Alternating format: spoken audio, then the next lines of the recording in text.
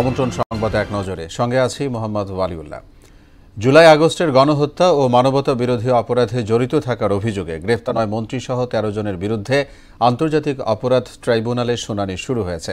46 জনের মধ্যে এই প্রথম মানবতা বিরোধী অপরাধের অভিযোগে 13 আসামিকে ট্রাইব্যুনালে তোলা হলো। এদিকে সাবেক প্রধানমন্ত্রী শেখ হাসিনার বিরুদ্ধে গণহত্যা মামলার তদন্ত 1 মাসের মধ্যে শেষ করার নির্দেশ দিয়েছেন ট্রাইব্যুনাল।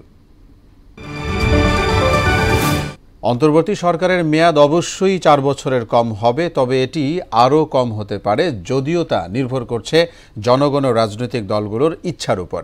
কাতার ভিত্তিক সংবাদ মাধ্যম আল জাজিরাকে দেয়া সাক্ষাৎকারে এসব কথা বলেছেন প্রধান উপদেষ্টা ডক্টর মোহাম্মদ ইউনূস। পুরো সরকার ব্যবস্থা সংস্কার এবং সংবিধান পরিবর্তনের কাজ চলছে বলেও জানান তিনি।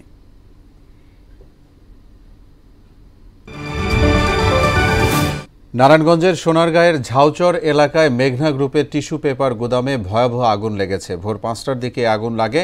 আগুন নিয়ন্ত্রণে কাজ করে ফায়ার সার্ভিসের মোট 14টি ইউনিট। 4 ঘন্টার চেষ্টায় আগুন নিয়ন্ত্রণে আসে। জানা যায় বিদ্যুতের শর্ট সার্কিট থেকে গুদামে আগুন লাগে।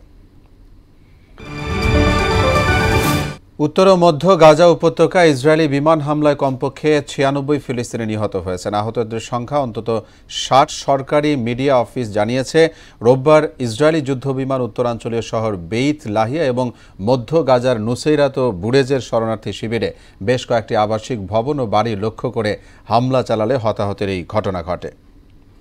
এ ছিল সংবাদ এক নজরে। সবশেষ খবর সবার আগে জানতে মোহনার সাথেই থাকুন।